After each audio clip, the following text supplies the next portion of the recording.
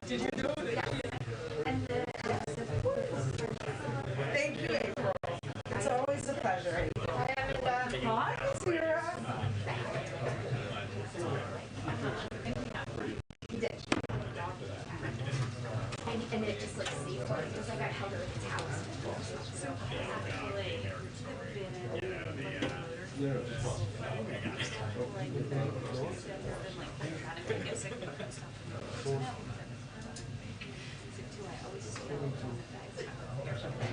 things, and now I know I should keep one in my mouth just to like avoid just really. Yeah. It's like someone puked right over there.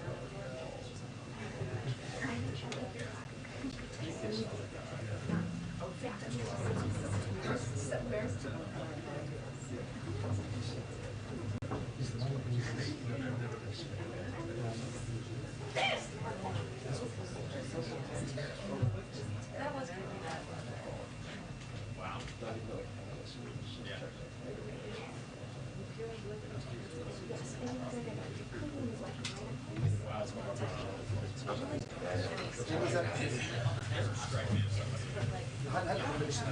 Let's go. That's what I appreciate. That's not bad. Yeah. Thank you. As usual. It's okay. Are you gonna split it up? Oh, yeah.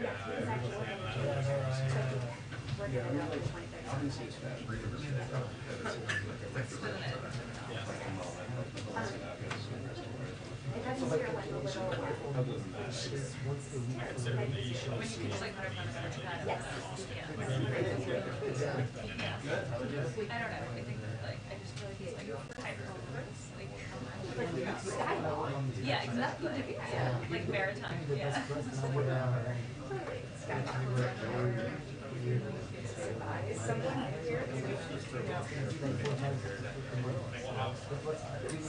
Yeah, I see both of them. They're ready, I think. Okay. Yes. Was that if you slow down, I mean, maybe the stable coming back is faster. But the picture time and time I'm telling you, the end was left, and I get it to the station at 5 minutes. You can just get on. I just got the bus to drop me off at the Wawa right outside. Yeah. Just know that. Okay. If I have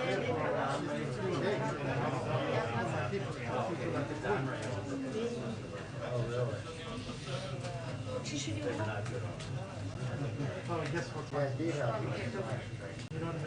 we sold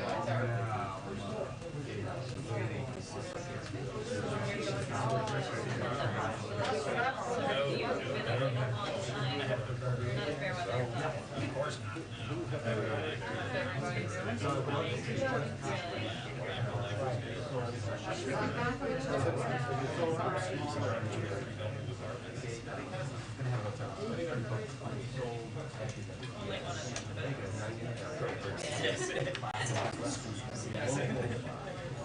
Yeah, it's fine. It's fine, it's fine, it's fine.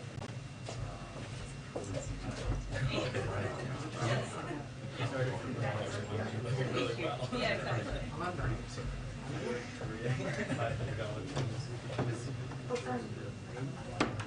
Hi. Nice.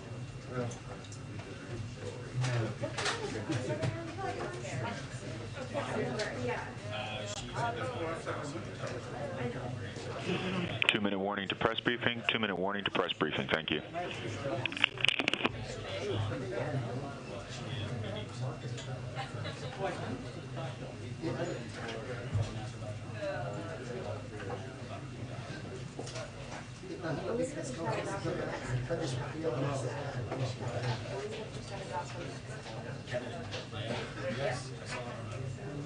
Let's do not shoot because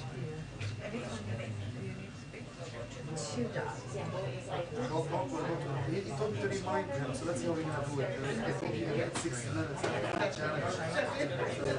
Maybe we come up with something. I know why you were here.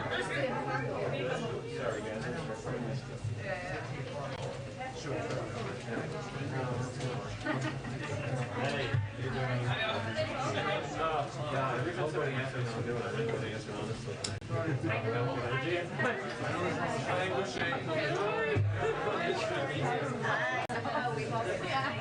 And it was plastic glue all over your entire outfit.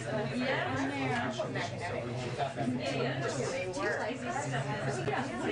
Yeah, exactly, right. Yeah.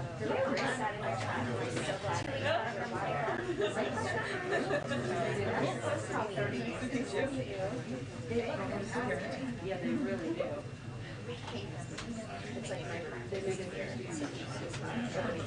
Do you find your it's just a magnet. Yeah.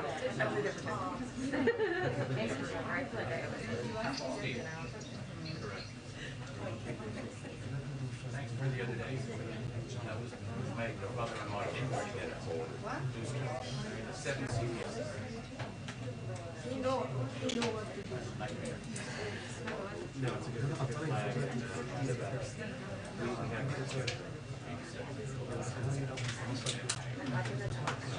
Oh, is it good?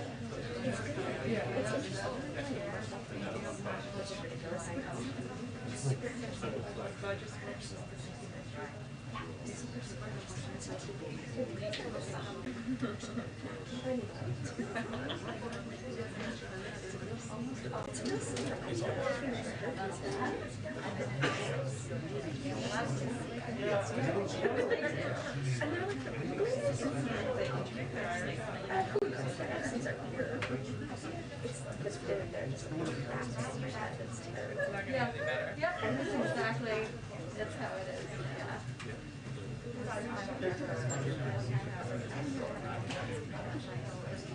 Isn't that exciting being an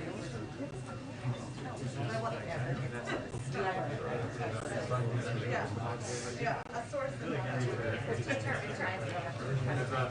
Hi, everyone. Good afternoon.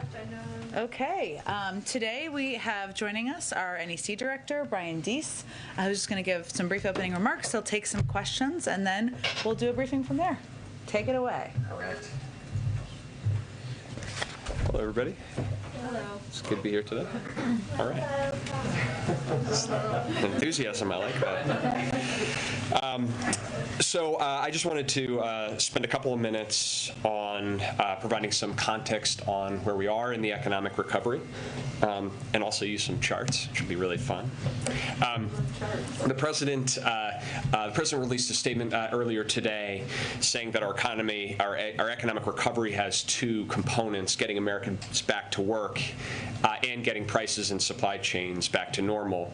And so I want to provide a little bit of context on our perspective on that issue. So first, today we learned that the number of Americans filing for unemployment insurance fell to its lowest level since 1969. And I will, as I think I have done every time I've come to this podium, reinforce that every time we look at data like this, 1 week, even 1 month can be volatile, so we look at the averages and trends. But if you look at the first slide here, you'll see that the trend underscores that the 4-week moving average for initial UI claims is now down by about 75% since the beginning of the year. And another way to think about that is that at the beginning of this year, there were 18 million Americans who were collecting unemployment benefits. And today, we learned that now that number has fallen to fewer than 2 million. So in addition to that consistent trend, we're also seeing a reduction in 16 million Americans who were previously relying on government benefits that have now transitioned off of it. We also learned last week that the unemployment rate fell to 4.2%. Which is, again, the fastest year-to-date decline in the unemployment rate on record. And in this second chart, you see, there we are. The second chart, you see that is not only the fastest decline, but it's also very significantly accelerated from what was projected at the beginning of this year. So the I guess mauve, what color is that? That light brown line. Mauve, is that right? Light brown. Not mauve. No, okay. Getting clear feedback from the front row that it is not mauve. The brown line, the light brown line, shows the projections from the beginning of this year prior to the passage of the American Rescue Plan, which showed that it projected to take our economy until the end of 2024 to get to an unemployment rate of about 4.2%. And now we have reached that in the fourth quarter of 2021, which underscores both the significance of the American Rescue Plan in helping drive a strong labor market recovery, but also just the benefit for the American people of reaching that point. I would just note as well, in terms of labor market strength, that we have also seen encouraging signs in labor force participation, because when the unemployment rate comes down, it can be because people are joining the labor force or coming out. And we saw that the prime age employment to population ratio, which is the metric of that economists generally look at, increased by 0.5% last month, and we've now recovered nearly 85% of our pandemic drop in that metric. So we've seen very strong labor market developments, and those labor market developments are coupled by strong developments in overall economic growth and in household income and demand. And so that puts us in a position where today real household income is higher than before the pandemic. So real household income for the typical American family is $350 a month higher now than before the pandemic in real terms, accounting for price increases, accounting for inflation. And so that strength of the labor market, that strength of household balance sheets, that strength of economic growth positions us uniquely well to deal with the challenges that we face of prices and supply chain issues. In fact, uniquely among industrialized countries, we are the only country that has seen GDP now recover from its pre-pandemic levels, has seen household income recover from its pre-pandemic levels. So that positions us uniquely well. And so on that note, we are, as you all know, very focused on addressing the issue of prices and supply chain bottlenecks head on from that position of strength.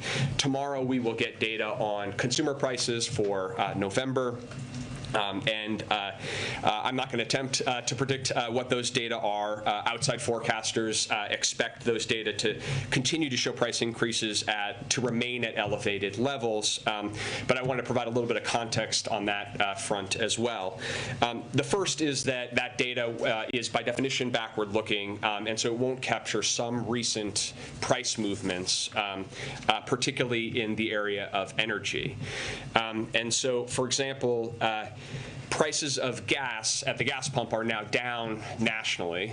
They're down about 9 cents. But to put some context on that, this next chart over here, this shows the inflation-adjusted real price of gas at the pump over the last 10 years.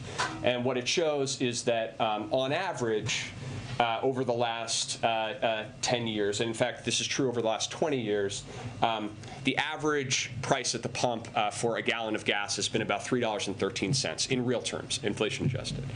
And so today, 20 states now have pump prices that are below that 20-year average. And as prices come down nationally over the next couple of weeks, as we expect and hope that they will, we hope this outlook quite meaningfully. So these declines are delivering, most importantly, some benefit to consumers and some benefits to consumers on a go-forward basis that won't be reflected in that data. Secondly, we've seen some near movements on other commodity prices over the course of the last couple of weeks. We've seen shipping costs to move a container from Asia to the United States come down by about 25% over the course of the last couple of weeks. The price of wheat, the price of pork has come down, and importantly, used cars as well. I know many of you have seen and tracked in some of the recent price data that used cars have played an outsized influence. There's been challenges in the used car market, including relating to reflecting the fact that rental car companies sold off their fleets and were buying back. We anticipate that some of the recent decline in used car prices at the wholesale level indicates that we may see prices decline there as well. Again, that won't be reflected in backward-looking data from tomorrow. And lastly, the consensus estimates of outside experts continue to forecast and project that price increases will moderate going into 2022. The blue chip consensus for core PCE inflation, for example, by the fourth quarter of next year is down to 2.2%. For example. So that's, I think, important context for all of you in thinking about the data releases, but most importantly, from our perspective, it is a reason to redouble our efforts to focus on both the immediate term and the medium-term steps that we can take to try to address prices and bring down costs for families. That's what we're focused on with respect to our supply chain work, our energy price work, and of course, in moving the Build Back Better Act, which will do more than any piece of legislation in modern American history to reduce costs for families. So with that, I will open the floor. Thank you, Jen, and Brian, thank you for being here. Jumping off right there on Build Back Better, as you anticipate and wait for this new data tomorrow, and I think there's also going to be a new cost estimate of Build Back Better requested by Republicans, how concerned is the White House that it will complicate your efforts to win over those moderate Democrats like Joe Manchin? Well, we are quite confident that if the question is what can we do to address the costs that are most pressing to American families, that if that is the debate and that is the discussion, then the case for the Build Back Better Act only gets stronger, and that we are building momentum around that set of arguments. If you step back and you think about a typical family's budget and what they have to spend on expenses in a typical month, about 60% of those costs fall into housing, healthcare, prescription drugs, childcare, and transportation. That's what the bulk of a family's budget is made up of. And on each of those areas, the legislation that the president has prioritized and is moving through Congress would address and reduce those costs. And so I think that if that's the debate and that's the question, how can we address those costs that families are facing?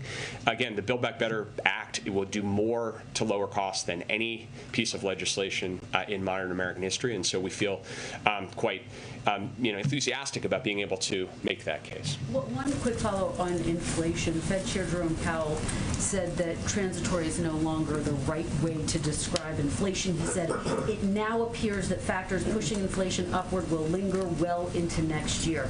Given that, do you believe that this inflation is now more entrenched and not transitory? What we believe is that price increases elevated at the level that we're seeing hit American families in their pocketbooks, and we need to do everything that we can to address those directly. We also believe that the strength of our economic recovery, the strength of our labor market, and the strength of wage increases and the steps that we've taken to try to provide some relief to American families position our economy and American households uniquely well to address what is a global issue around price increases in the context of supply chains and otherwise. But is Powell right? Will these increased prices last through next year? Well, I am not going to get into the prediction business other than to say, and I'll echo what I noted at the beginning, is that most outside independent forecasters continue to see price increases moderating meaningfully over the course of next year. Mary? Along the same line, the president did try to set expectations in his statement today, saying expect inflation numbers to stay high, but that doesn't reflect the reality. So when do you expect the reports will actually reflect this? Well, I would just point to some of the real world data that we're seeing, which is that we've seen gas prices come down. We've seen natural gas prices come down. We've seen real progress in unsticking some of the supply chain bottlenecks that have persisted in our economy. I was noting on supply chains that there's actually now some reporting that the principal concern is on the back end of the holiday season, too much excess excess inventory, and people have over-ordered. And so certainly these are not, these are things that don't work themselves out overnight. And I will go back to what I said at the beginning of this. We never over-index on any one piece of data or any one data release, but we're going to stay focused on what we can do to try to address these prices in the immediate term. Nadia? Thank you, Jen. Just talking about sort of gas prices coming down, Brian, a group of bipartisan lawmakers, 6 of them from Texas, as you're probably aware, sent a letter to President Biden about not reinstituting a ban on U.S. oil exports. What is the position of the White House on that, considering the letter was sent explicitly saying that the White House is considering a move to that effect? It's not an issue that we're currently focused on. The president, in our focus on energy markets, has made clear to the team that all options should be on the table to try to address challenges in the market and bring relief to American consumers. That's certainly the approach that we have taken to date in our international engagements, our diplomatic engagements, and actions we've taken, including the exchange and sale from the Strategic Petroleum Reserve that the president announced about 10 days ago. So we'll continue to work on those issues. We'll continue to work with states and localities to make sure that they have the support that they need, but that specific issue is not one that we're currently focused on. Sorry, just a quick follow-up. In terms of sort of your overall, economic growth sort of forecasts from the White House, given the fact that the Omicron variant is spreading rapidly, some economists have started factoring in sort of a slowdown in demand and, for services and hiring in general. What are sort of your expectations just over the next few quarters in terms of sort of overall economic growth in the U.S.? Well, we, like others, are obviously tracking very closely the questions raised by the Omicron variant and are waiting and watching the information as we receive it with the understanding that we need to know more, but we are learning some. We've seen some encouraging data coming out recently, but it's something that we will continue to monitor closely and study closely. In terms of the current growth, currently all indications are that the economy in the fourth quarter continues to grow robustly, and we certainly expect that to continue, and our focus is on how we can maintain the strength of the overall economic recovery, the strength of the labor market recovery, while also addressing head-on these price challenges and these supply chain bottlenecks. And to be very clear, that the risk exists that price increases become entrenched in the long term. That's something that would be a real problem for the economy. We are working in looking forward and don't see that in the current environment, but are focused on the steps that we can take to drive that kind of robust recovery going forward. Thank you, Jen, and thank you, Brian. Just a quick follow-up on Build Back Better and then one on unemployment. Given how involved you are with negotiations, what is the most viable? His intention, his timeline, and we're both supportive of that and believe that that's right and viable. We want to move as quickly as possible here. We think that the outstanding issues are getting worked through in the process. We're making a lot of progress. So we want to move as quickly as possible, and we believe there's every reason why we can. And in terms of unemployment, the system now, and I think you referenced this earlier, doesn't account for gig workers and self-employed who were on unemployment insurance, but then they ran out if they were pandemic related. So is there any way you're tracking the number of those people who might not be included in the numbers but might still be struggling? And is there anything that you can do to help them? So there's sort of two elements of that question. The first is that there were people who were previously receiving unemployment insurance are no longer receiving unemployment insurance, are obviously not reflected in the UI claims, and these reflect the people who are receiving government assistance, and that has come down dramatically, as I said, from 18 million to less than 2 million. Within that category, people who were on unemployment insurance and then come off unemployment insurance, the way to track that data is really to look at the labor force data, because those people could either be in the labor force actively looking for a job, or they could be employed, or they could end up out of the labor force. And so one of the things from an economic point of view, one of the concerns that you have is to track the labor force participation, because if people come off of unemployment but they leave the labor force entirely, then that's an outcome that you hope to avoid. So that one of the positive indications in our current labor market is that what we're seeing is, even as the number of people receiving unemployment insurance has come down dramatically, labor force participation has stayed steady and started to tick up, which suggests that people are coming back into the labor market, finding jobs in many cases, or are actively looking for jobs. But that's the sort of best proxy to get at what I think you're trying to refer to. Thank you. Brian, some of the critics, administration's critics, have said over the last few months, as these reports come out and show inflation is rising, that the administration highlighting the bright spots like unemployment is glossing over the reality that people are paying more for food and things, basic necessities. And a lot of the people who are impacted the most are the poorest, or they're on fixed incomes. They might not be moved by an unemployment statistic. So what's your message to those people, especially getting closer to the midterms?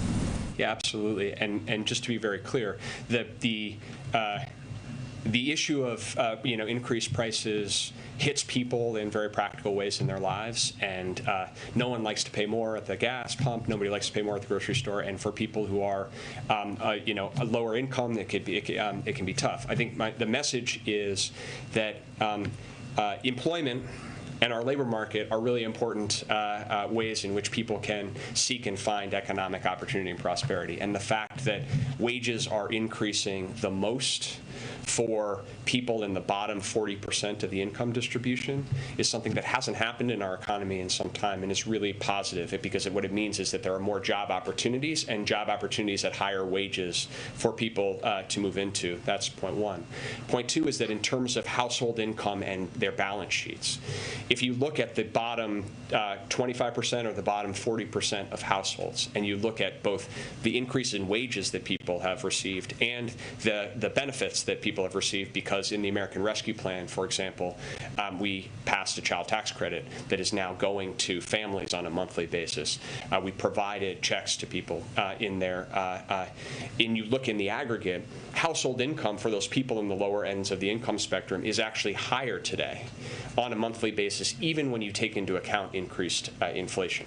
So that's not true for every person, and every individual has challenges, and we want to speak to all of those. But in terms of overall, economically speaking, because of the strength of the economic recovery, the strength of the labor market, and the support that we've provided over the course of the year, people are better positioned today to deal with these challenges, which are real and which are tough, and which is why we're focused every day on what we can do to try to alleviate them. Does the administration see inflation as a driving need to extend the child tax credit?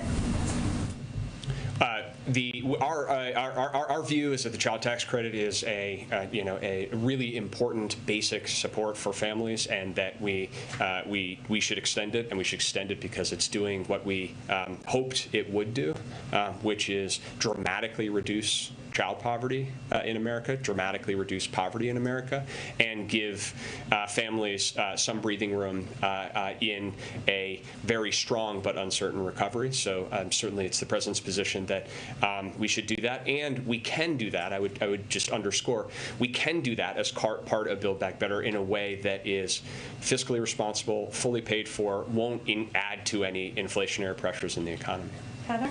Yes, thanks. Brian, can you give us any timing on when the President may name additional Fed nominees? Is that process drawing to a close? Could we see something next week? I cannot. Josh? You alluded to the forecast for tomorrow's number. I know you didn't want to name any, so allow me. Great. 6.8% is our median estimate year over year. That's higher than last month, which was 6.2. The month-over-month figure is 0.7 compared to 0.9. So in other words, they're sort of showing different things. Year over year is getting worse, month-over-month getting better. My question for you is, where are we, do you think, in the arc of inflation right now? You've referenced forecast bringing it down by Q4. Do you think the wave is cresting? When you talk about backward-looking data, do you think that inflation is leveling off, the data aren't just capturing it, or do you think it's going to get worse before it gets better? So, a couple of points. First, I'm not going to try to predict or project. Your projection is an aggregated estimate of a lot of people who've thought about this, and I'm not going to get into the projection game. We obviously do our own estimates. The second is you raise an important point. I think this is good context for in anticipation of it, which is because of what we have seen over the course of the last 12 months or 11 months, the year-over-year headline number will be elevated compared to historic levels under any circumstances. That's baked in, and that's largely a function. Well, that is 100% a function of everything that happened starting before November of this year. So in a sense, the year-over-year it should be taken with that context. In terms of your question about the timing, I think that we are in a place where we are seeing some of the when you look at what are the underlying issues that are driving this price pressures, we are seeing some movement that is notable. As I've spoken about on energy, with respect to the supply chains, and our focus is on tracking that across time, because we think that will be what will end up flowing through to affect those numbers across time. This is not, I would not try to project on a week or month by month basis because these numbers move around. I mentioned used car prices, and a lot of people focus on what's happening at the wholesale markets when dealers are buying used cars, because that is really an indication of where the prices are going. But that could take a month or two to filter through into data. So in each of these cases, there are specific elements. We'll continue to look closely at them. But I think you are seeing in some important areas some movement that is notable. Do you think the wave is cresting, or is it too soon to say? We're going to continue to focus on what we can do to advance this recovery and advance this recovery in a way where typical households continue to have some of that breathing room, and more Americans are able to take advantage of a job market where there are historic opportunities out there. Phil? Thanks, Brian. Just two quick ones, if you don't mind. One of the concerns last month beyond the top line numbers was that perhaps it was broadening out a little bit. I'm thinking particularly not just pandemic-driven price increases, but maybe rent being one specifically. Have you guys seen anything in that side of things, not driven by the pandemic, that has raised concerns as you've looked at the data? Well, I'm glad you raised this issue around housing and shelter prices, shelter being either rent or homes, because I think it connects to a point that Kristen, you raised, which is we have for years in this country had a problem of inadequate housing supply, of single-family homes to buy and of houses to rent. It is decades in the making of underinvestment in affordable supply, particularly in areas of the country where there is the most economic opportunity. And so it's a persistent challenge of people wanting to move to a different part of the country where they might have a job opportunity and are costed out of that because of housing. The answer to that problem is to make a historic investment in increasing the supply of affordable housing in America. That is the real answer to that question. And the sooner that we do that, the sooner that we initiate that process, the sooner that we are going to actually address that underlying challenge. And so some of the price increases that are already baked in and will flow through to those to these numbers. We know that everyone should anticipate that, but the real policy question, it goes to why Build Back Better is so important, is are we going to actually take some steps to finally address that issue so that we can say to the American people that looking forward, they can actually expect some real relief. The housing investments in the Build Back Better plan are directed exactly to that issue. How do we build the kind of housing supply that typical people need across the country in urban, suburban, and in rural areas? And so that is a real present issue, one that will continue to be with us. But hopefully, if we can get this bill done, we'll actually have the tools in place to start to show people some real progress. And then just from a broader perspective, do you guys view it inside your team as an acceptable trade-off if prices are high for a shorter duration, a shorter period of time, perhaps because of some of the demand-driven elements of ARP, so long as you've been able to achieve some of the data, positive data you've been laying out over the course of this day, and I think the White House has been talking about for the last several months. Like this is a trade-off that's acceptable so long as those price increases don't last or become entrenched. Well, let's start. We're humble enough to not suggest that we control all the levers of the macroeconomy, and we're in a complicated, uncertain global environment. And number one. Number two, I think that our view, and I think borne out by what you're seeing internationally, is that the challenges of supply chains, of price increases, of the issues of labor supply are persistent across industrialized countries. But what's unique about the United States right now is the strength of our economic growth, the strength of our labor market, and that is in no small part due to the American Rescue Plan. So we're absolutely, not satisfied or want to accept a situation where Americans are paying high prices when they can't afford it. I think where we are in this economy is one where we have real strength, and that positions us to address real challenges that we need to. Do a few more. April. I want to go back to the child tax credit. December 15th could be that last check if BBB is not passed for the child tax credit. If it's not passed, what does that do to this child poverty rate that you have been touting so much, how you slashed it? Does it stay the same, or do you anticipate a rise with that? Well, we are confident that we're going to get Build Back Better passed. Extending the child tax credit is one of many reasons why we need to do that, and we need to do that as soon as possible. And so that's why you see this administration as focused as we are on working with our congressional counterparts to move that agenda. There are multiple elements of this bill where, if you look at costs and you look at how typical household situations, the urgency is very clear. This is one. The lack of affordable housing is another. The lack of affordable childcare is another that is not a tomorrow issue for so many families that are trying to figure out how to get somebody back into the labor market. And so that's the case we're making, and we're confident we're going to get this done. And then on housing, can you talk about the price of new housing as well as existing housing? Part of the problem they're saying with housing prices, new housing prices, it deals with inflation and lumber. The cost of lumber has pushed up the price of housing and the supply chain issue. How, in the short term, do you plan to combat that as you're dealing with the housing issue and talking about affordable housing? Houses to buy right now are up because of inflation, supply chain issues. Yeah. So it's connected to Phil's question. The prices in the residential market are elevated, but a lot of that is a supply issue. Supply issue is in part connected to near-term supply chain issues, but it is much deeper and longer term about years and years in which we've underinvested in supply compared to the demand in the economy for housing, particularly in certain regions and geographies.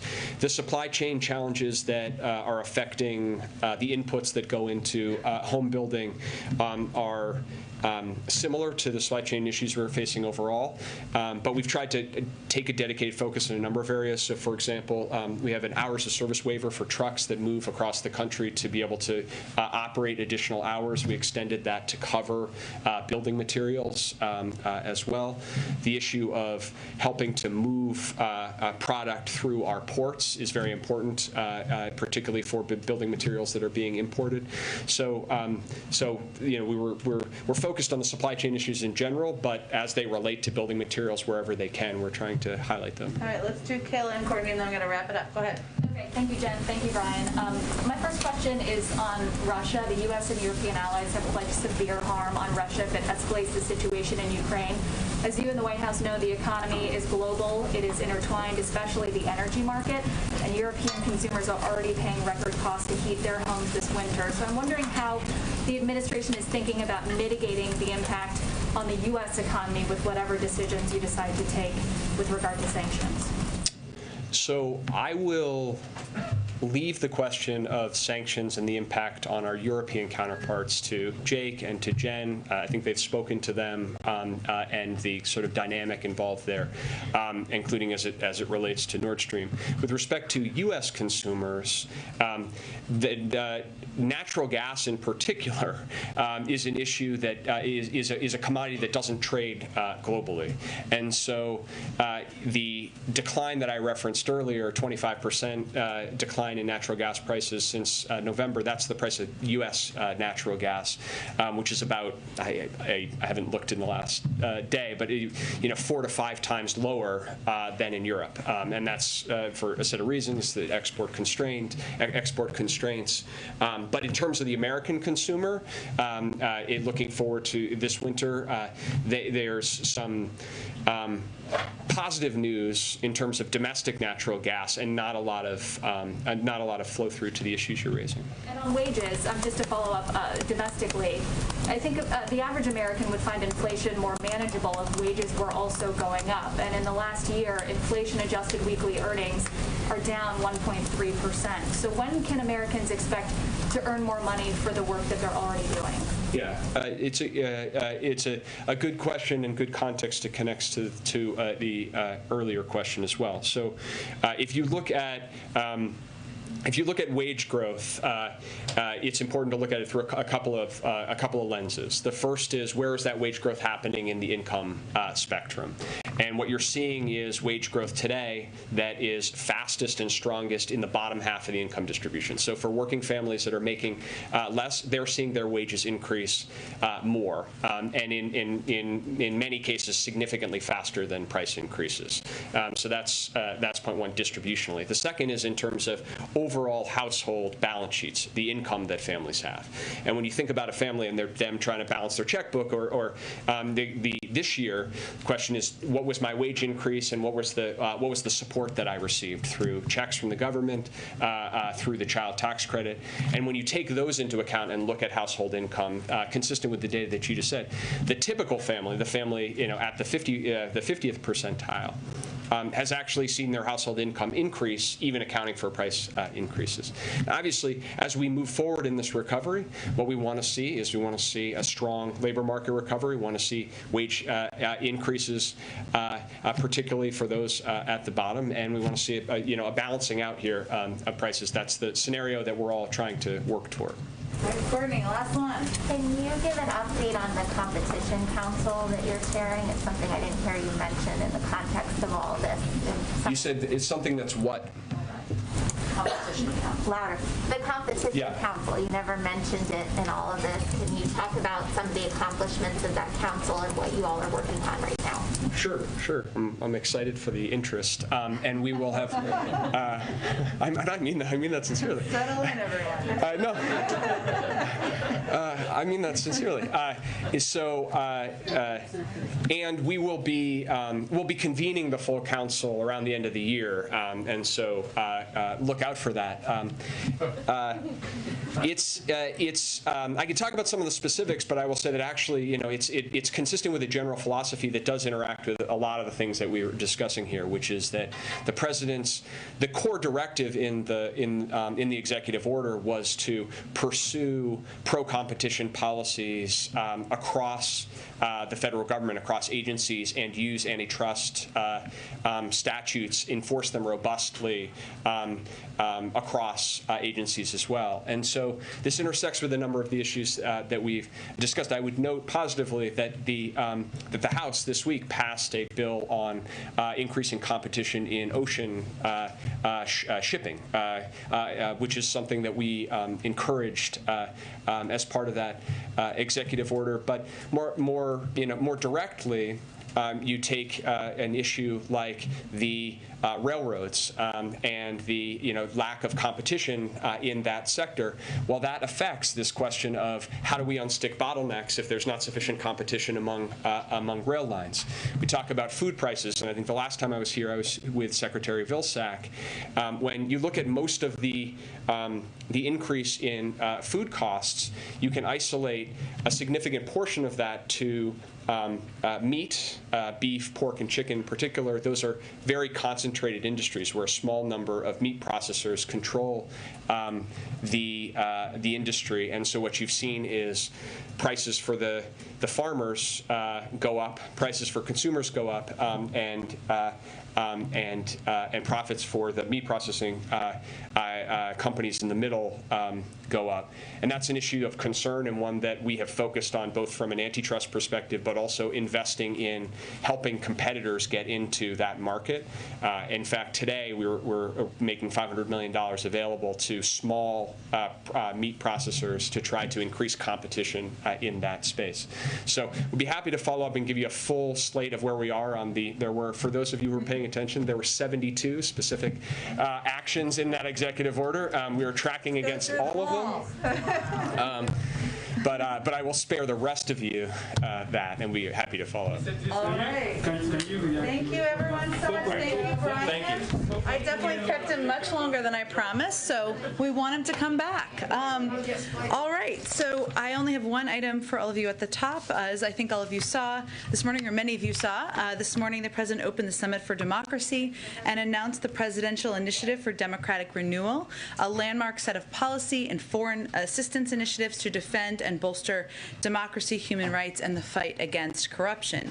The initiative represents a significant targeted expansion of U.S. government efforts to defend, sustain, and grow democratic resilience with like-minded governmental and non-governmental partners. In the coming year, the United States is planning to provide up to $424.4 million toward the initiative. And these efforts will center on 5 areas of work crucial to the functioning of transparent, accountable governance, including supporting free and independent media, fighting corruption, bolstering democratic reformers, advancing technology for democracy, defending free and fair elections and political processes. I know we'll also have a call this afternoon, I'm not sure exactly the timing, to give you more information on the deliverables from this as well. Colleen, why don't you kick us off, or continue our journey here together? Thank you. Do you have an update for us on the President's call with Zelensky? And another one just sort of related, there were a couple of reports last night about a potential financial threat or potential military action to Iran in regards to the faltering nuclear talks. I wondered if you had a comment or update on that. Sure. Let me start with the first. When I came out here, the President was still on the call, so our plan was to provide a written readout to all of you, which you should be getting as soon as it's complete or following the briefing whenever it's ready. But I will highlight for you that the President's intention going into this call was to provide an update for President Zelensky on his call with President Putin and underscore our support for Ukraine's sovereignty and territorial integrity, as Secretary Blinken did when he spoke with President Zelensky earlier this week. So this is a follow-on to that call. President Biden was also intending to discuss his deep concerns with Russia's buildup on Ukraine's borders and his commitment to respond with strong measures in the event of a Russian military escalation. We've engaged closely with the Ukrainians throughout this process at a range of levels and have been in daily contact with senior officials in the Ukrainian government. So clearly that is a component of it. I'd also note, I think as many of you saw, that President also provided an update to the B9 Eastern Flank countries with a personal readout of his call with President Putin to hear their perspectives on the current security situation and underscore our commitment to transatlantic security and to our NATO allies. With our NATO allies, a sacred sacred, and also to continue to stay in close coordination. But we will get you a readout as soon as that is complete. On the Iran question that you also posed second, I do have an update for you. As we've said many times from this podium and elsewhere in the government, President Biden is committed to ensuring Iran never acquires a nuclear weapon and believes diplomacy in coordination with allies and regional partners is the best path to achieve that goal. We believe a diplomatic resolution offers the best path to avoiding a nuclear crisis. However, given the ongoing advances in Iran's nuclear program, the President has asked his team to be prepared in the event that diplomacy fails, and we must turn to other options, and that requires preparations. We have made clear to Iran that the only path out of sanctions is through nuclear compliance. We have kept all the sanctions that we inherited in place, and we have consistently enforced sanctions, all while also presenting the clear path of their removal. If diplomacy cannot get on track soon, and if Iran's nuclear program continues to accelerate, then we will have no choice but to take additional measures to further restrict Iran's revenue-producing sectors. While I'm not going to get into additional specifics on that front, I can provide you a little update on some of the coordination that we're doing on the international front. A senior Treasury official will lead a Treasury state delegation to the UAE next week to talk about sanctions compliance. The delegation, which will be led by OFAC Director Andrea Gacki, will focus on engagements with the private sector and key UAE government officials to discuss our understanding of the companies and financial institutions that facilitate non-compliant Iranian commerce that runs through or touches the UAE. This trip follows a range of conversations that our National Security Advisor, Jake Sullivan, and Brett McGurk had in October, that obviously Rob Malley and Brett McGurk had in November, and Deputy Treasury Secretary Adeyemo also had in November. And this is part of our extended outreach to our partners around the world to ensure that we are preparing for a range of contingencies. Do you have a timeline on, how long the diplomacy is going to continue before you have to resort to other actions? I'm not going to present a deadline today, but what I can tell you is that we have presented a diplomatic path forward. That path is still open, but based on the outcome of the last round of talks and the ongoing advancements in Iran's nuclear facilities, we are laying the path for the groundwork for another path entirely. So it's just meant to be preparations. The president said he hoped to announce by tomorrow a meeting between Russia and NATO allies about Russia's concerns. Do you have any update on that meeting and who may be attending? I think what the president was referring to is a range of discussions and engagements that we're continuing to have today. The B9 as an example of that. Obviously, there are a number of NATO partners involved there. And of course, we will, while I have nothing to preview at this point, two presidents tasked their teams to follow up, and we expect that to continue as well. So it was not meant to be an indication of a deal cut, concessions made, any formal format or anything along those lines, more about the commitment to ongoing engagement. And you said you don't know what Vladimir Putin's next move is here. It's not clear yet whether he's made up his mind whether or not to invade Ukraine. But just the Russian president said the situation in southeast Ukraine resembles genocide. That was how he described it. Is that something that you would view as a rhetorical escalation? Well, the Russians are known for their rhetorical escalations, as they are also known for their ways of providing misinformation around the world and within Eastern flank countries. So I think we have to take their own efforts to communicate to their public with a grain of salt. What we know is that the aggression here is on the Russian side. The military buildup is on the Russian side. There's a path, a diplomatic path forward. The part of the president's objective, our president's objective in having the call was to convey that clearly. That certainly is our preference, but also to convey clearly that there would be consequences, they would be significant and severe, and we're going to coordinate with our European partners on that. So I would, unfortunately, as I've said before, not a spokesperson for the Kremlin, and I would take their words with a little bit of a grain of salt. Go ahead. Thank you, Jen. Just a quick question on Ukraine's ask to become a member of the NATO alliance, and they've put that out for several years. It's been out there, but really there hasn't been any decision on that.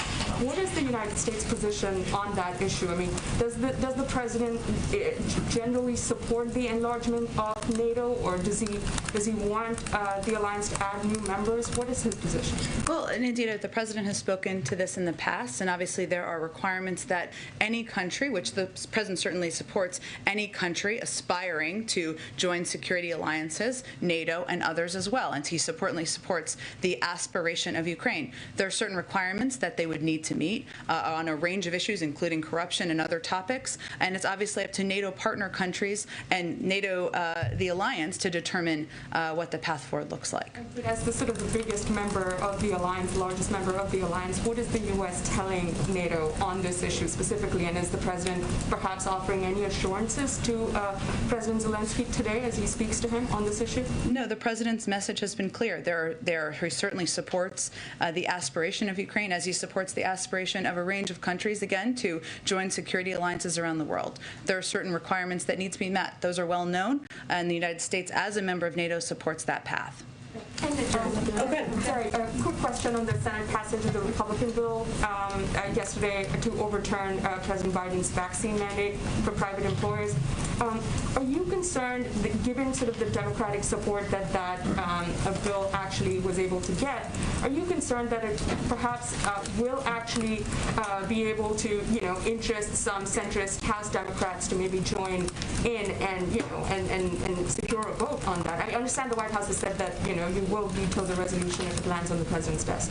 Well, I think what's most important for people to know out there and to understand is the reason why the president proposed these requirements, which include not just a vaccine requirement, but also a testing option, testing once a week, which we feel, and I think the American people feel, is quite reasonable in order to keep workplaces safe, keep schools safe, keep stores safe where people are out there Christmas shopping and holiday shopping safe.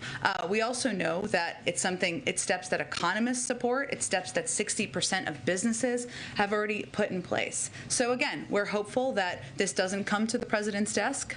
I can't make a prediction of that. I'd leave that to the vote counters or the whip counters in the House. But if it comes to his desk, he will veto it. Go ahead. Thanks, Jen. Apart from whatever President Zelensky might have asked the president for today, can you clarify what Ukraine has formally requested of the U.S. as they prepare for any potential invasion? Have they requested support for air and naval defense or electronic warfare, as an example? Well, we're not going to get into specifics of private requests made through diplomatic and defense channels from the Ukrainian government. If they want to speak to that, they certainly can speak to that.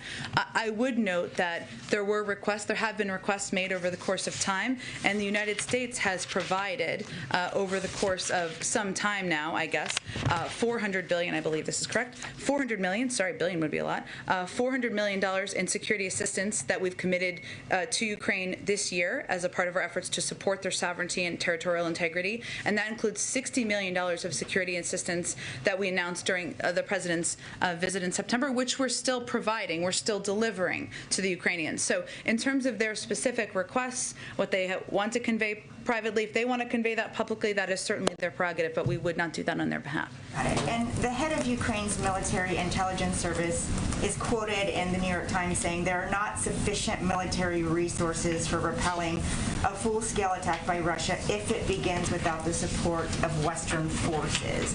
Has Ukraine expressed a similar sentiment to the administration, and do you have a response?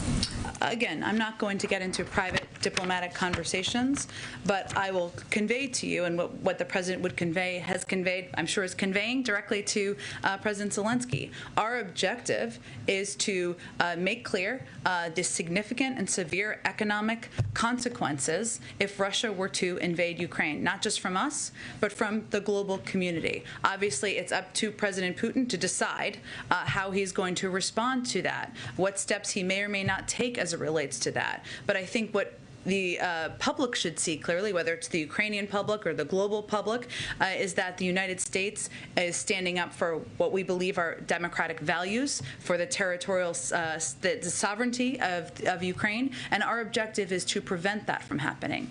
And one quick point on vaccines. Based on conversations Pfizer has had with the administration, should Americans be mentally preparing for a fourth shot? I would point you really to what the CDC and our health and medical experts have conveyed, and they will continue to evaluate and assess what is needed for the American people and to keep people safe. But I don't want to get ahead of their reviews of data. Go ahead, Jackie. Thanks, Jen. On vaccines, Amtrak, which we know is near and dear to the president's heart, announced that they will potentially have to cut some long-distance routes because they don't have enough employees to operate when the federal mandate takes effect. And that's despite them reporting on the Hill today that 94% of their employees are vaccinated overall. Amtrak got $66 billion from the infrastructure deal. Now they're talking about having to make cuts. Is this policy undermining the president's own legislation? Well, first I would say, and you touched on this, Jackie, but it's great news that 94% of Amtrak's workforce is vaccinated. That is an enormous percentage of their workforce, to state the obvious. They also still have about a month before the deadline for federal contractors on January 4th, or at least a couple of weeks, 4 weeks approximately. What we have conveyed to employers is that post-deadline, we expect employers will follow their standard HR process. That means for employees not in compliance, they'll go through education, counseling, accommodations, and enforcement. That would be what the process would be to play out. But of course, these requirements, we don't expect these requirements will cause disruptions to services that people depend on. There's some time to implement it. We're of course working with all federal contractors and federal employees and parts of the federal government to implement this moving forward. And then on Ukraine, there are some reports that the U.S. is pressuring Ukraine to cede land to Russia as a way to deter them from invading. Is that true? No, that's absolutely false. Jen? Well, go ahead. Jen, thank you. Staying on Ukraine, Russian troops are still amassed along the border. Do you have any indication at this point that the president's strategy is working? Well, Kristen, I think it's going to be up to President Putin to make a decision about whether he is going to invade Ukraine and send a message to the global community that he does not respect the territorial integrity of a country, when the United States, our European partners, are sending a clear message that there will be significant economic consequences, severe economic consequences, beyond, as Jake Sullivan said the other day, what we have seen in 2014. So at this point, obviously, you would know if they have made the decision to invade. They have not. But again, it's the ball is in his court. And we know that Ukraine, some lawmakers on Capitol Hill have said that they want more military equipment now. I know we don't have a readout yet of the call, but are there any discussions about potentially sending that equipment now and not waiting until there's further invasion? Well, there is equipment that we're continuing to provide. That is a follow-up from the President Zelensky's meeting with President Biden back in September. So that is something they're continuing to receive. And of course, there are a range of options under consideration, but nothing I can preview at this point in time. More. They're basically saying, yes, that is the case, but given this current situation, they actually want it. Absolutely. I understand that, and they've conveyed that publicly. I don't have anything to preview at this point, but certainly we have been a strong supporter of not only the sovereignty of Ukraine, but also through security assistance, and the president has a long record of that. If I could do one just domestically on the child tax credit, and really just following up on the question that April was asking. Yeah.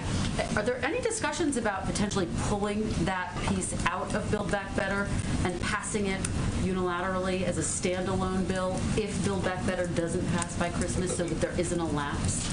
Well, I think April, I don't know where she went. Okay, there she is. I was pointing to her in the ether there. April raised an important point here, which is that December 15th would be the last child check from the child tax credit because it would expire January 1st. One of the reasons that we have been pressing for the passing of the Build Back Better is because there are key components of this package that would lower costs for American families early next year. So when we talk about inflation and we talk about costs and how they're impacting families' budgets, that's why we, Leader Schumer and others, have been pressing so hard to move this forward. In terms of the mechanics of legislative vehicles, I'd really point you to the Senate on that. But again, that is a timeline, and that is something that we are well aware of. And to go back to, I can't remember who asked the question before, maybe April, maybe Jackie, I'm not sure. It is true that in part because of the child tax credit, we cut child poverty in half. I'm not an economist. I can check and see if there's more predictions of what the impact of the lack of existence of that would be, but that sends a clear message about the impact that has had on low-income families, on families who are struggling to put food on the table, and it's been a pivotal contributor to our success in doing that. Go ahead, Kash. Thanks. I just want to circle back to the President's comments yesterday about NATO allies. He said that he hoped by Friday he would, quote, be able to announce meetings at a higher level, not just with us, but with at least 4 of our major NATO allies and Russia to discuss the future of Russia's concerns relative to NATO writ large.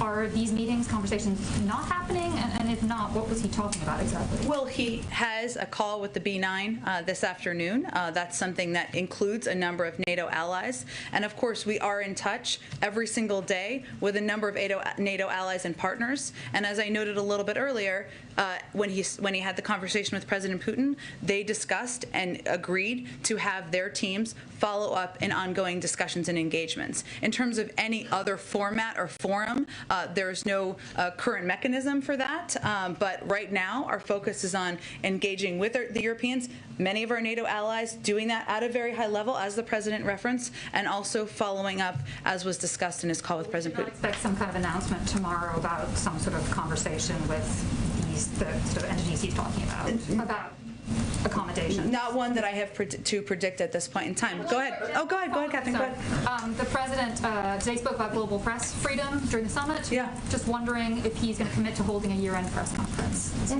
Well, one, I would say that global press freedom is something that he feels is important to stand up for, not just here, but when he is traveling around the world and ensuring that your colleagues around the world who are dealing with circumstances where they are put in jail, they don't have access to any officials, they are restricted from covering global events, human rights abuses around the world. Not that what you don't all do isn't very challenging. I'm not suggesting that, but there are a lot of circumstances around the world that I think even go beyond.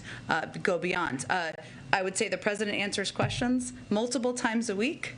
I think he's done it already several times this week. I don't have a formal press conference with embroidered cushions to predict for you at this point in time, but I can assure you that he will take your questions many, many times before the end of the year, and he looks forward absolutely to doing that. Go ahead, Josh. Can I just ask quickly on Iran? Yeah. You spoke to measures you're preparing. Are there particular sectors that these sanctions would be aimed at, or can you give us any more detail about what options are on the table? Sure. Certainly understand your question, Josh. I think part of the effort of our OFAC director in going to the UAE to have these discussions is to have these discussions at that level about the range of sectors and options, but I don't have anything else to preview at this point in time. Is there concern that existing restrictions are being violated with regards to this trip, like people are finding a way around existing? We're talking about, we have kept the sanctions in place. We're talking about additional steps should they be needed. Obviously, a diplomatic path forward and having a constructive dialogue through the P5+1 format is our objective, but we're preparing a range of options in addition to what we have in place. Did any of the P5+1 other than on these measures? That's part of our discussions, and this is part of our OFAC director's trip is building on conversations that Brett McGurk, that Jake Sullivan, and others have been having in Europe as well. Go ahead. Just a quick question on, real quick question on the Democracy Summit. You mentioned the $424 million. Yeah. Do you have a sense how much of that is already appropriated versus how much would need to be approved from Congress? Let me check, Scott. It's a really good question. I don't have that in front of me, but I will check for you, and I'll get that around to all of you after the briefing. Go ahead, Ashley. Two very quick questions on Ukraine. One, why did President Biden immediately call top U.S. allies right after speaking with President Putin and waited 2 days to call President Zelensky? He was traveling yesterday, I think, as you all know, and he was looking forward to having a good, lengthy call with President Zelensky today, which I expect he will do. I would note that we also followed up with Ukrainian counterparts at a lower level than the president, so it was just a matter of scheduling and getting it all on the books. And yesterday, the president also said that combat troops on the ground in Ukraine are currently off the table. Can you give us a sense of what would change that calculation when they would be back on the table? That's not currently part of our discussion or part of our policy calculations, so I don't have anything to predict on that front. Jen, can I ask you Go ahead, Dylan. Thank you. On Afghanistan, there's in recent days some parolees or people seeking parole have started to be denied who are looking to flee from Afghanistan.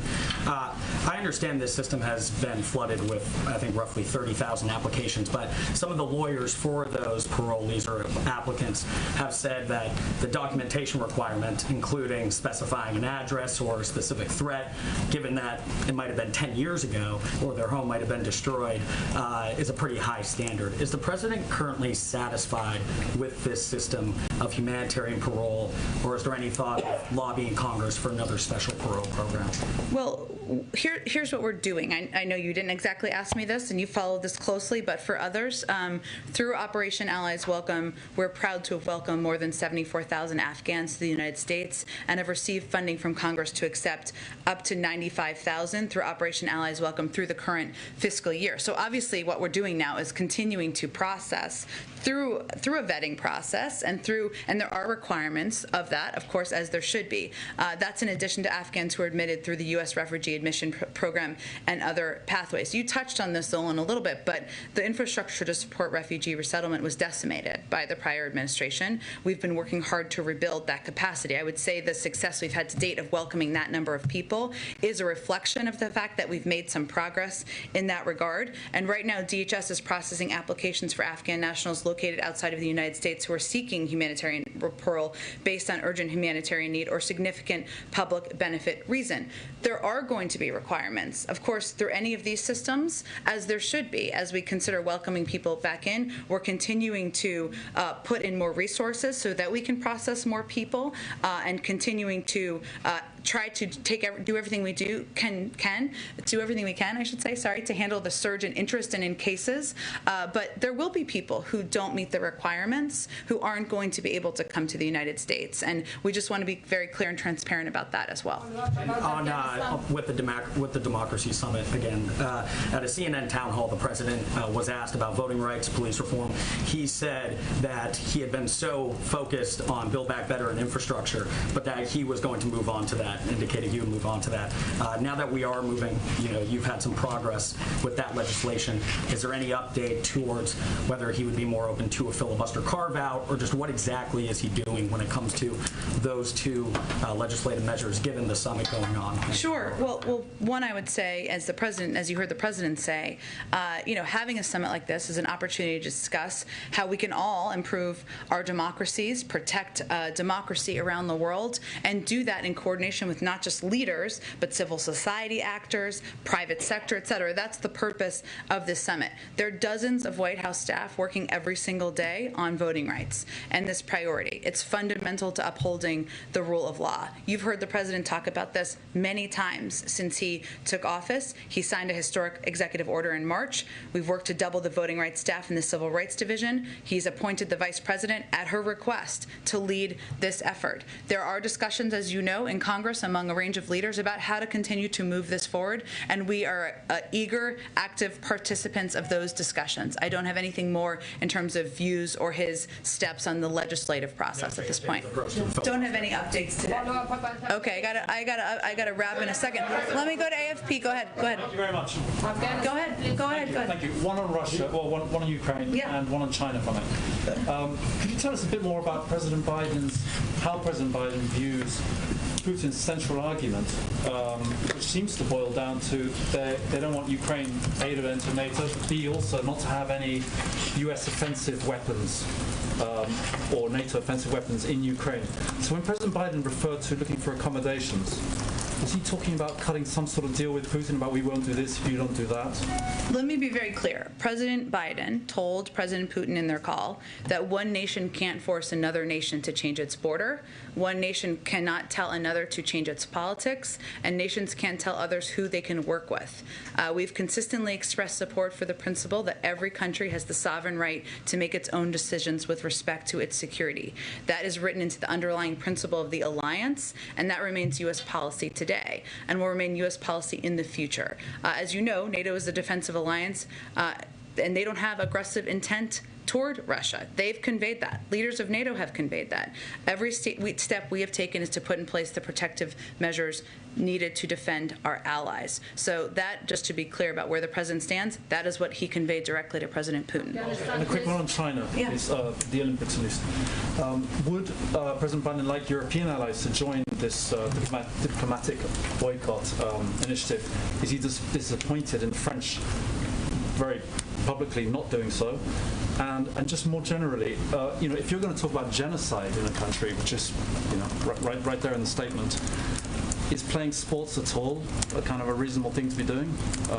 Why stop at a diplomatic boycott? Well, first I would say this is the decision we made, the United States made. The United States has been a leader in holding China accountable as it relates to human rights abuses. What we've seen in Xinjiang, which again the president and we have referred to as a genocide, and we have taken steps at the global level to lead this effort to put accountability measures in place. As it relates to the Olympics, we made a decision, the president made a decision, that we cannot continue with business as usual, that not sending a diplomatic delegation was making that clear, not just to China, but to the global community. There are others who have followed that same pattern and have taken that step as well. We leave it to other countries to make their own decision. I'm not going to express support, disappointment, or anything like that from here. They will make their own decision. And I will also just paraphrase, and I wish I had the quote in front of me, Senator Romney, where he said, and his quote was better than this, so I'm paraphrasing it here, but that we cannot leave global diplomacy on the shoulders of athletes who have been training their whole lives to compete in the Olympics. If you look back at 1980, and there was a boycott, all of those people who trained for the Olympics, it was left on their shoulders, young athletes who have been training their whole lives. We are sending a very clear message about our view on human rights, but we made the decision not to leave that on the shoulders of athletes. Let me just go to Raquel, and then we got to wrap up. Raquel, go ahead. Raquel, can we let Raquel? Simon, I'm trying to answer your question, and then I'm going to go to Raquel. Okay? Thank you so much. Can I say one thing, Raquel, and then I'll go to you? Sure. Simon, we're evaluating every single day. We don't want these to be permanent measures, and it is something that the president is getting updates from his COVID team every single day on. So my question is, the Omicron variant is now in 57 countries. The WHO issued a statement today and said that Africa has 46% of the nearly 1,000 cases globally, but almost 70 countries in the world have imposed travel ban on only black African nations. And the U.S. is among the countries that have imposed sanctions on only 8 African nations when the variant is in 57 countries. Why don't you just lift it or impose sanctions on all the countries that have it? What will you say to those who believe that this is a racist ban that targets only African and black African nations? Simon, I would convey to you that is absolutely not the intention. That is not our policy. This was a recommendation of the health and medical experts because there were a large number of cases in South Africa, and they made a decision early on out of an abundance of caution and to protect the American people to slow the spread of the variant. This is not meant to be permanent. It's not meant to be a punishment. And we are evaluating every single day decisions on when to lift these restrictions. Go ahead, Raquel. Thank you so much, Jen. Since Go ahead, Raquel. Democracy Day here today in the White House, what is the White House assessment so far from what you guys are hearing or from world leaders and the commitments they're making? And also, what commitments would President Biden like to see from Brazil and other countries experience right now forms of democratic backsliding? What is President Biden expecting to hear from President Bolsonaro tomorrow? Well, I would say first that the president convened this summit in order to have a forum at a global level to discuss publicly but also privately, and he convened a private discussion with leaders this morning to engage, listen, and speak honestly about the challenges and opportunities facing democratic governments and how democracies can deliver for their citizens. And part of this is an opportunity, as I noted in my opening, to stand up for the freedom of speech, the freedom of press, for ensuring that as a global community, we are lifting up democratic societies, we are fighting corruption, we are bolstering democratic reforms. And the United States wants to be a country that leads by example and builds and repairs from the damage done for 4 years. Thank you so much, everyone. I appreciate you. Have a good day.